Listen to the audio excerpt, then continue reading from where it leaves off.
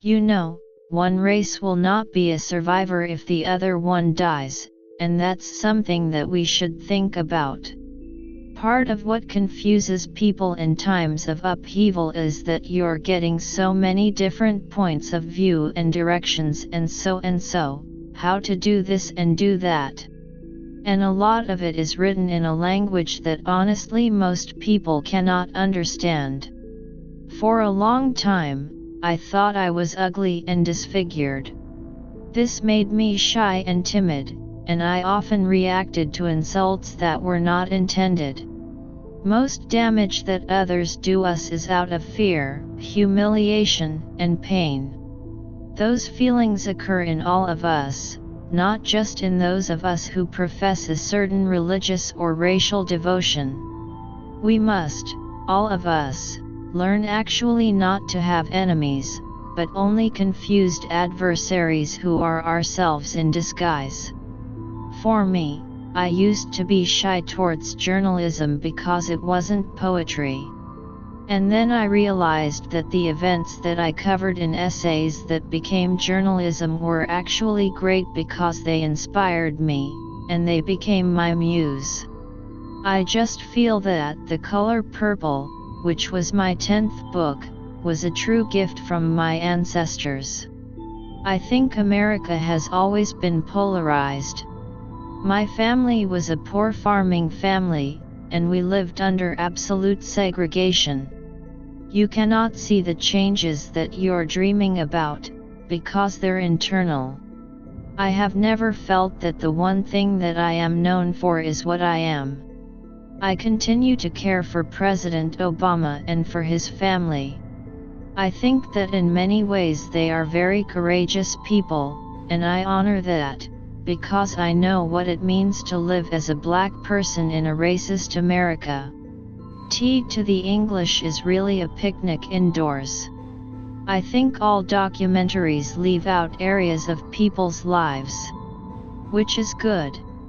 There are areas that need not be explored.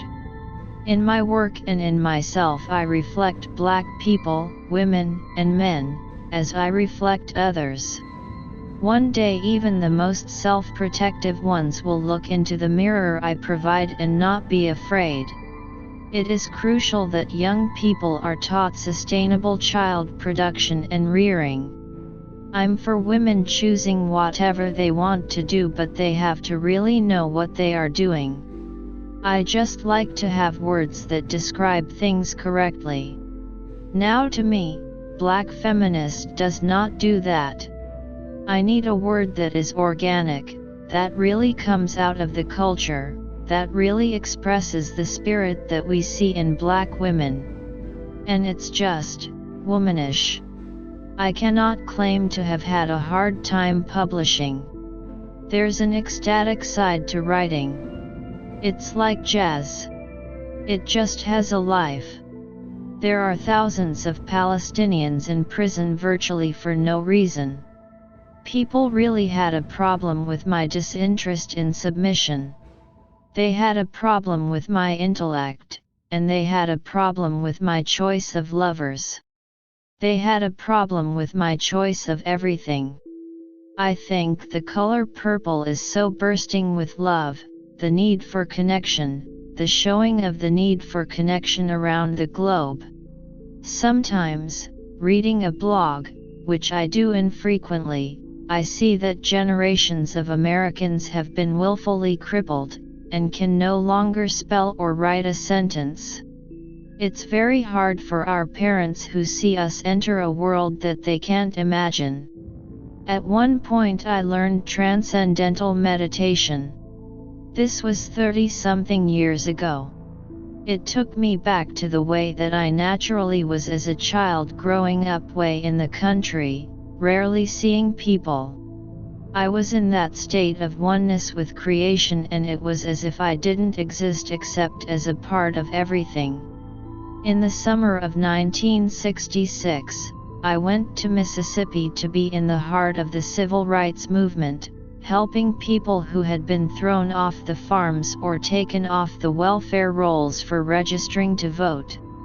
While working there, I met the civil rights lawyer I later married, we became an interracial couple. It is justice and respect that I want the world to dust off and put, without delay, and with tenderness, back on the head of the Palestinian child. It will be imperfect justice and respect because the injustice and disrespect have been so severe. But I believe we are right to try. Never be the only one, except, possibly, in your own home. As an elder of the Americas and of the rest of the planet, it is my responsibility to care for and protect, to the best of my ability, the young. You have to give others the opportunity to love who you love. If they don't accept it, it's their loss. Women have to be extremely careful about choosing something that they consider an act of defiance that can really be used to further their enslavement. I can imagine in years to come that my papers and memorabilia, my journals and letters, will find themselves always in the company of people who care about many of the things I do. Some people are painters, and some are ballet dancers, and I'm a writer. War contributes greatly to global warming, which shouldn't surprise us. All those bombs going off, all those rockets, all those planes and helicopters. All that fuel of various kinds being used. It pollutes the air and water of this very fragile and interconnected planet.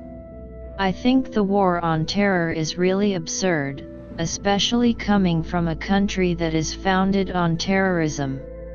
Well, capitalism is a big problem, because with capitalism you're just going to keep buying and selling things until there's nothing else to buy and sell, which means gobbling up the planet.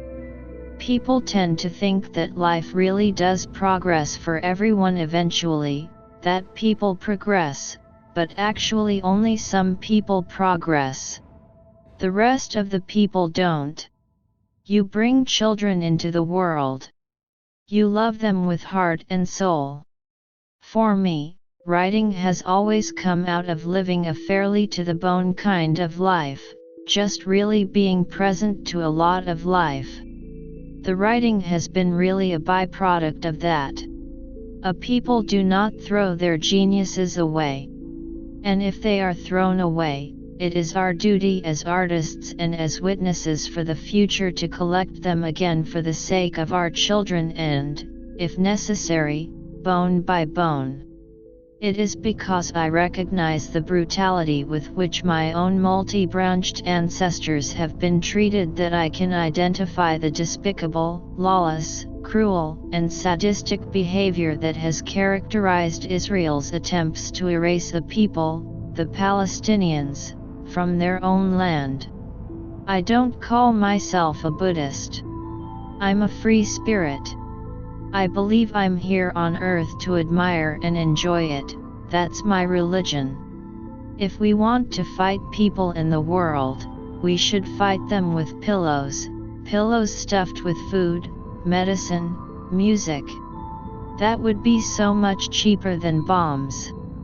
Nobody has ever convinced me that race is real. My life is not to be somebody else's impact, you know what I mean? I think the foundation of everything in my life is wonder. I'm sure we, the American people, are the butt of jokes by those in power. I was distressed that after September 11th, when the United States was attacked by terrorists, the United States' response was to attack Afghanistan, where some of the terrorists had been. June Jordan, who died of cancer in 2002, was a brilliant, fierce, radical, and frequently furious poet. We were friends for 30 years. Not once in that time did she step back from what was transpiring politically and morally in the world. She spoke up, and led her students, whom she adored, to do the same. I love us so incredibly, insanely deeply, it's almost unbearable to see what we do to ourselves. I don't have this feeling that 70 is really old. Anybody can observe the Sabbath, but making it holy surely takes the rest of the week. One of the triumphs of the civil rights movement is that when you travel through the South today, you do not feel overwhelmed by a residue of grievance and hate. I realized I was a country person, I'm just not used to small spaces. I prefer to praise people and the world rather than criticize them in it. I wanted in my lifetime to vote for a radical Native American woman, since my vision of any future that we might have is that it will be led by women and older women. I think that wealthy white people would like to have a country that resembles the 50s, when all the minorities were tucked away in ghettos and paid in very low wages, but on the surface it was very bright and shiny and free, and the rest of the world would look on it longingly. I have such respect for democracy now. The trouble with our people is as soon as they got out of slavery they didn't want to give the white man nothing else. But the fact is, you got to give 'em something. Either your money, your land, your woman, or your ass.